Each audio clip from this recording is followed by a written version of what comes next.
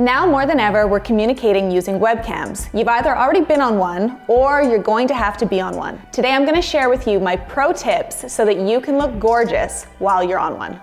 Here's what I see a lot of people do. They grab their computer and they plop it down in front of them. The light is behind, and so you're seeing a lot of shadow on my face. It's really sort of blowing everything out behind me. What it's also doing is it's placing the camera in front and sort of shooting below upward towards me, so making my shoulders look a little bit broader and the top of my head looking even smaller. I've seen people do this where they're in really close, you can see every single pore on their face, or they're placing it too far away and you're looking at strange parts of their body. What you should do is grab anything white. It can be a tablecloth or a sheet. And what we're going to need is a box or some books because we're gonna place our camera on top of. So I'm just gonna take this sheet and then I want a stack of books, anything that's sturdy. And now I'm gonna take my computer and I'm gonna place it on top. When you sit down, we want to adjust our camera. So right now it's sitting a little too high above my head. So I'm gonna pull it just a little bit forward and then I'm gonna tip it down onto me. So just making sure to find that perfect spot. What I'm also doing is I'm making sure that I'm about an arm's length away from my space bar. In addition to having the light coming from the windows in front of you, you can also place something white below you, and what that'll do is it'll create a bit of a bounce, or it'll fill the rest of the area with a little bit of light on your face. If you don't have daylight to be working in, you can use a light. You want to make sure though that you're not using overhead lights and that you're placing your light source behind your computer. What looks trendy in real life doesn't always register well on camera. So for example, I'm wearing a cute little crop top that's totally on trend. However, when I place myself in front of my webcam, what it can do is t-shirts tend to cut your arms off at a funny place, making any arm look not as great as it could.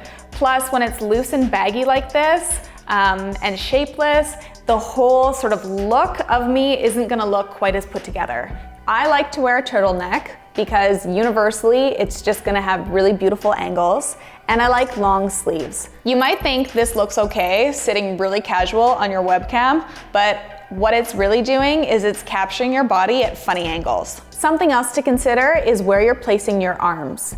When I place my arms beside me, I can look really boxy and bigger in a camera. If I place my arms on the table in front of me, all of a sudden my body has shape once more.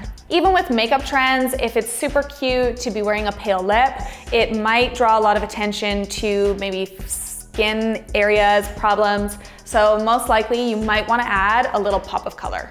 If you haven't had time to get your hair color done, another tip is that you can tip your camera just a little bit more so that it cuts just the top of your hair off so that no one can see that you need a hair color. And if you do need a hair color, I do have a video on how to touch that up yourself. If you're rushed in the morning and you know you need to be on a webcam, there's some ways to get yourself ready really quickly. My first tip is to make sure that you're wearing a bright lip, because when you do that, it will draw the attention away from maybe areas that you didn't have time to take care of. So I always like to use my webcam like a mirror, because a webcam won't lie. I also like to make sure that I have a lot of powder, because shiny skin tends to look really oily on a camera. So even before you're about to start your call, you might want to place a little bit of powder on your forehead, on your nose, and on your chin. If you're gonna take things to the next level, you can also contour your face a little bit. So for myself, because I'm a little rounder, I like to take a powder that's a little bit darker and just along my cheekbone, I'll sort of contour in there a little. And again, doing it with the natural light will help you sort of see if it's too much product. If you're not wearing a turtleneck and you want to also sort of sharpen your jawline, you can place a little bit of contour under your jaw as well. If you feel like you still need even more, then I know a lot of you love to apply a highlighter. as do I. And what's nice about a highlighter is, again, just sort of along the top of the cheekbone. I'll apply that into my temple.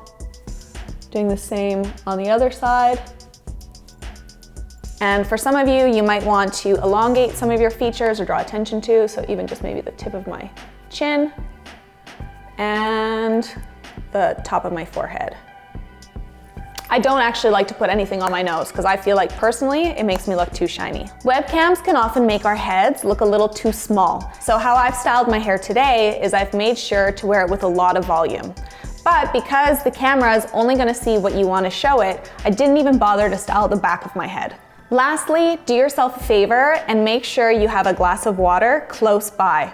The last thing you want someone to see is the fact that you're still wearing your sweatpants when you get up from your video monitor to go get a glass of water.